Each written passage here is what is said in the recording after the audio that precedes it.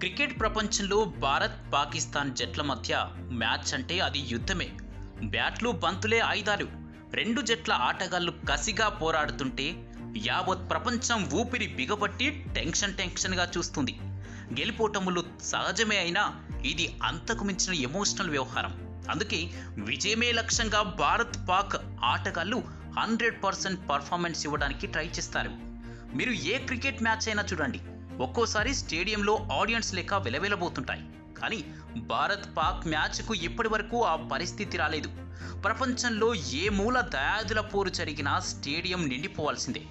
గతంలో రాజకీయ కారణాల వల్ల భారత్ జట్టు పాకిస్తాన్ వెళ్ళలేని పరిస్థితి వచ్చింది.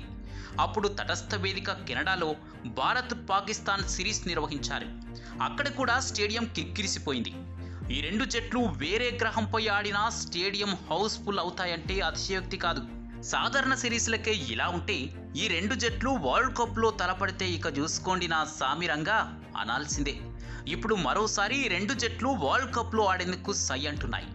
వెస్టిండీస్, అమెరికా దేశాలు సంయుక్తంగా ఆతిథ్యమిస్తున్న T20 వరల్డ్ కప్ జూన్ 2న ప్రారంభం కానుంది. ఈ మ్యాచ్ కోసం డైమండ్ క్లాస్ టికెట్ 16 లక్షల రూపాయలు పలుకుతుందంటే ఏమిటి క్రేజ్ అనిపిస్తుంది. దయాదుల మ్యాచ్ పవర్ ఏంటో దీన్ని బట్టి అర్థం చేసుకోవచ్చు. వరల్డ్ కప్ అంటే చాలు భారత్ పాకిస్తాన్ ఏ గ్రూప్లో ఉన్నాయి, ఎప్పుడు ఆడతాయి అని డిస్కషన్ల మీద డిస్కషన్లు జరుగుతుంటాయి. ఈ వరల్డ్ కప్లో భారత్ పాకిస్తాన్ జట్లు గ్రూప్ ఏలో ఉన్నాయి. ఈ రెండు జట్లు ఎప్పుడు కూడా అమెరికా గడ్డపై తలపడింది లేదు. అందుకే ఈసారి న్యూయార్క్లో జరగబోయే భారత్ పాక్ వరల్డ్ కప్ మ్యాచ్కు భారీ హైప్ ఏర్పడింది. ఇప్పటి వరకు వరల్డ్ కప్ హిస్టరీ చూస్తే భారత్దే పై చేయి. ఇతర మ్యాచ్ల్లో మనపై పాకిస్తాన్ చాలాసార్లు గెలిచిన వరల్డ్ కప్ అంటే చాలు టీమిండియాకు ఎక్కడలేని ఊపు వస్తుంది. ఆ ఊపులో పాక్ను చిత్తుగా ఓడించడం ఎప్పటి నుంచో జరుగుతుంది. వన్డే వరల్డ్ కప్ టోర్నమెంట్లో భారత్ పాకిస్తాన్ జట్లు ఇప్పటి వరకు 8 సార్లు ఆడితే ఆ 8 సార్లు మన వాళ్లే గెలిచారు.